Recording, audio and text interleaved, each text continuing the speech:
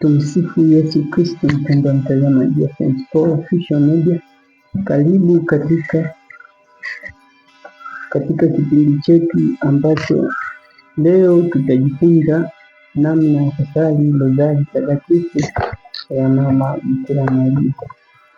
Katika sala ya rozari takatifu ya Mama yetu Bikira Maria, kwanza ina sehemu kuu ambayo tunaanza na sehemu ya ishara ya msalaba ambayo ni tunabusu na kupigia ishara ya msalaba. Baada ya hapo tutasali moja kwa moja sala na sadiki kwa Mungu Baba Mwenyezi, ile fupi ambayo huwa inatumika katika rozari takatifu.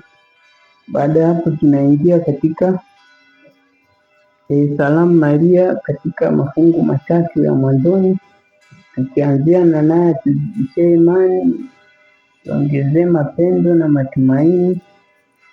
Kisha hapo tutafika fungu hili, tutasali sala Baba Yetu moja, halafu baada ya hapo tutasali katika medali. Hapa kuna medali, tutasali sala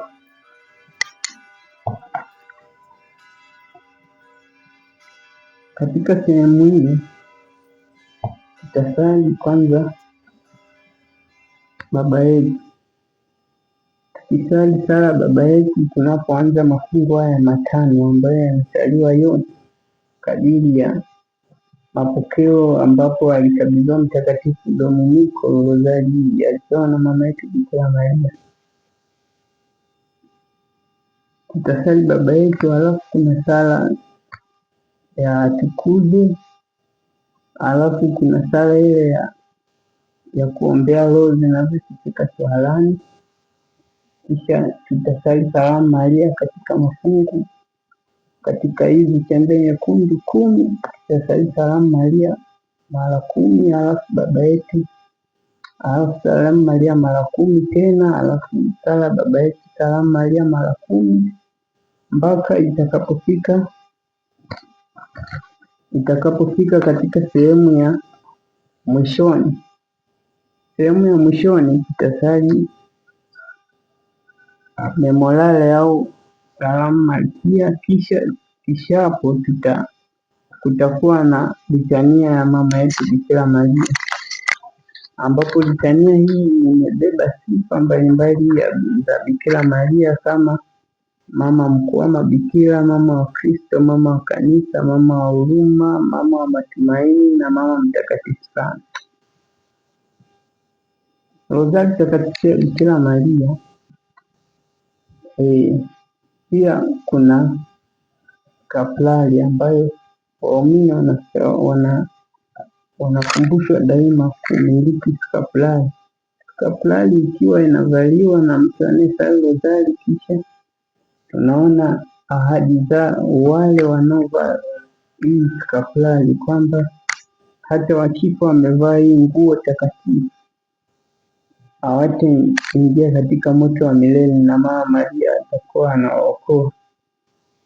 Rozari takatifu imegawanyika katika mafungu, ambapo matendo ya furaha yanasaliwa siku ya Jumatatu na Jumamosi. Kama malaika anampasha habari Maria kama atakuwa mama wa Mungu, Maria anakwenda kumtembelea Elizabeti, Yesu anazaliwa Bethlehemu, Yesu anatolewa hekaluni na Maria anamkuta Yesu hekaluni.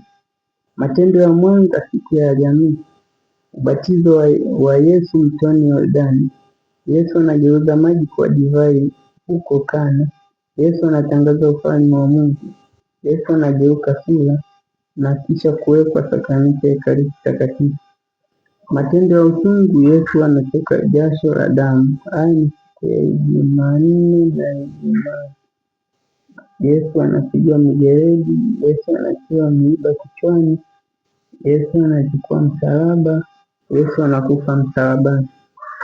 Matendo ya utukufu siku ya Jumatano na Jumapili, Yesu anafufuka, Yesu anapaa mbinguni, Roho Mtakatifu anawashukia mitume, Bikira Maria anapalizwa mbinguni, Bikira Maria anawekwa malkia mbinguni.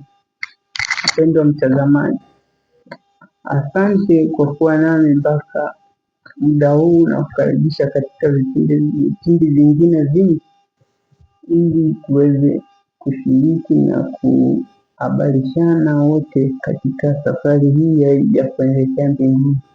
Asante na Mungu akubariki.